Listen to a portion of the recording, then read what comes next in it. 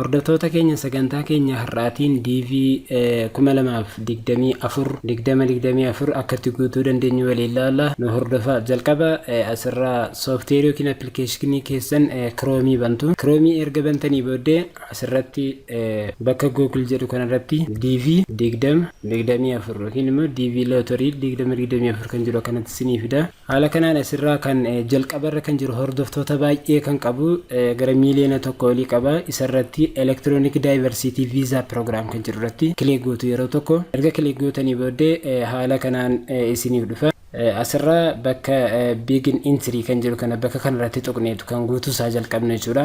Asirratti bifa malkii yookiin immoo halluu diimaa qabu kanarratti kilik goonu. Erga kilik goonee booddee asirratti Authentication koodii nuu fida. Authentication koodii kana sirriitti ilaaleetii erga guuttanii fixanii asirraa Submit kan jedhu kana jira. Isarratti yeroo tokko kilik goonu. Haala kanaan foormii irratti guutamutu dhufa. Foormii kanarratti of eeggannoo baay'ee barbaachisa. Yeroo baay'ee namoonni dogongora baay'ee bakka kanatti kan jirri uumanu. Tokkoffaa irratti last name jedha. Last name kun maqaa akaakayyuutti kan guutamu. Kanaafuu foormii kana meemee guutee waliin guunna. Asitti jalqaba irratti akaakayyuutu guutama. Yeroo guuttan qubee guddaadhaan guutamuu qaba. Hundinuu qubee guddaadhaan guutuu qaba. First name kan jedhu immoo gidduurra kan jiru kun maqaa keessanii jechuudha. Maqaa keessan. Tan sun middle name kan jedhu jira. Middle name immoo maqaa abbaa keessaniiti. Haala kanaan qubee gurguddaa ta'uu qaba. Asitti immoo lammaffaa irratti saala gaafata. Male kan jedhu irratti guutu. Shamarranii immoo female isa jedhu irratti guutu. Asirratti immoo sadaffaa irratti birth date yookiin immoo bara dhalootaa gaafata. Ji'a gaafata. Jalqaba irratti ji'a ni barreessitu. Itti aansuudhaan guyyaa ni barreessitu. Itti aansuudhaan immoo bara jechuun Awurooppaadhaan waan ta'eef Awurooppaadhaan bara keessan bara dhaloota keessanii guutuu. Itti aansuudhaan city where you born kan jedhu jira. Achirratti bakka dhaloota keessanii biyyatu hin taane bakka dhaloota keessanii magaalaa yookiin immoo bakka itti dhalattan guutuu.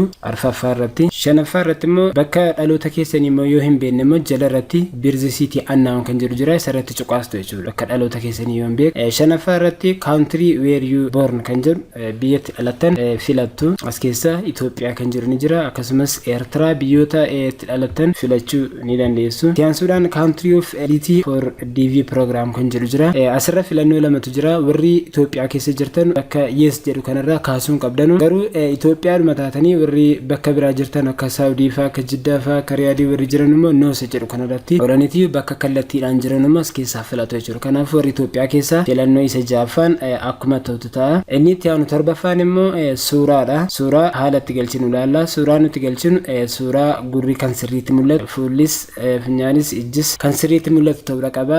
Mataa irratti yookiin immoo fuula irratti mareeyaa keechuun hin barbaachisu. Kanaaf footoon immoo saayiziin isaadha amma asirraa argaa jirtoote. Piksiliin isaadha 600 baay'isu 600 akkas ta'uu qaba. Duraan isaa baakgiraawundiin yookiin immoo dudduubni isaadha adii ta'uu qaba. Asirratti immoo 8ffaa irratti in care of kan jedhu kana bakka kana yeroo baay'ee maqaa keessan tu galchitanii filatamaadha. Itti aansee immoo adreesiin kan jirtanudha. Adrees line waan kan jedhu kan. Itti aansuudhaan adrees line tun option filannoo waan ta'eef yoo dabarfattanis rakkoon qabu. Siitiin bakka jirtanudha. Yoo Finfinnee ta'e Finfinnee, yoo bakka jiraattan yoo Jimmaan ta'e Jimma jettu bakka jirtan barreessitu jechuudha. Taansee district country prevalence state kan jedhu jira. Inni kun immoo naannoodha jechuudha. Fakkeenyaaf Adaamaa yoo jiraattan Oromiyaa jettu, akkasuma Gondar yoo jiraattan Amaaraa jettu jechuudha. Akka kanaan guutamuudha qaba. Oromiyaa jedhee guuteera. Postal koodii yookiin immoo poostaaliin baay'eetu jiru. Intarneetiirraa argachuu hin dandeessu. Akkasuma poostaalii kan magaalaa Finfinnee yoo galchuu barbaadan 6,000 galchuu dandeessu. Haala kanaan itti aansuudhaan poostaalii yoo kan hin qabne ta'e immoo no postal code kan jedhu irratti kilik gootu jechuudha. Haala kanaan xumura irratti jala irratti G kan jedhu kun country jedha. Country immoo bakka biyya keessan filattu as keessatti illee. Salgaffaa irratti immoo country where you live in today yeroo ammaa kana kan jira keessa jiraataa jirtan bakka jirtan jechuudha. Warri biyya alaa jirtan biyya alaati. Warri Itoophiyaa keessa jirtan Itoophiyaadhuma galchitus jechuudha. Ammas irra deebitanii. Kunnaffaa irratti lakkoofsa bilbilaa galchitu. Lakkoofsi bilbilaa baay'ee filannoodhaan waan ta'eef barbaadan galchuu dandeessu, barbaadan dhiisuu dandeessu. Garuu yeroo galchitan koodii isa fuulduraa ida'uu 251 jedhu galchuu hin dagatina. Itti aansuudhaan iimeeliidha. Iimeeliin galchuun baay'ee barbaachisaadha waan ta'eef dagachuun barbaachisu. Iimeelii Tiyaansuudhaan biirratti konfirmii iimeeyil adrees kan jiru iimeeyilii dhuma isa gubbaa irratti galchitan ammas irra deebitanii haala kanaan iimeeyiliin isaadha wal fakkaataa ta'uu qaba. 12ffaa irratti what is the highest level of education in your you have achieved jedha. Mana barumsaa ageessaatti baratteetta jedhaara. High school vocational school plus 10 plus 2 10 plus 2 10 plus 3 yoo ta'e vocational filattan ni ta'a. Some university course jedha. University degree master's akkasuma doctorate kan jedhu ni jira.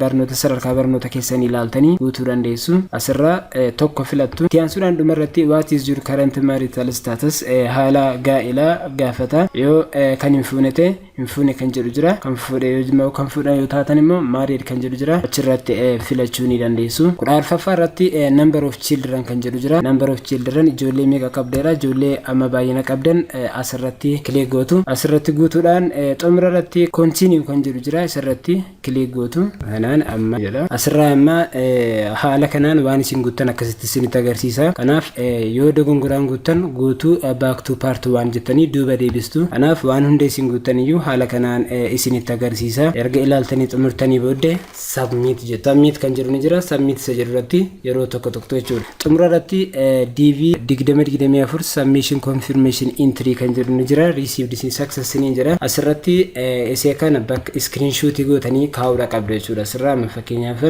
kan screenshot godhee akkasitti kaa'uu danda'a. Kanaaf haala kanaan screenshot godhatanii kaa'uudha qabdu jechuudha. Kanaaf booddee confirmation numberiin kan baay'ee sin barbaachisu yeroo DB'n sun ba'ee jedhu ilaaluudhaaf kan sin barbaachisu kana waan ta'eef kanaaf sirriitti isee kana bakka gaarii qabdu yookiin telegiraama irra kaachuu qabdu yookaan immoo Google Drive irra yookaan print gootaniillee qabachuu danda'uudha qabdu siniin jenna. Haala kanaan utuu yeroo DV hin dhumin salphaatti DV keessan guuttachuu ni dandeessu.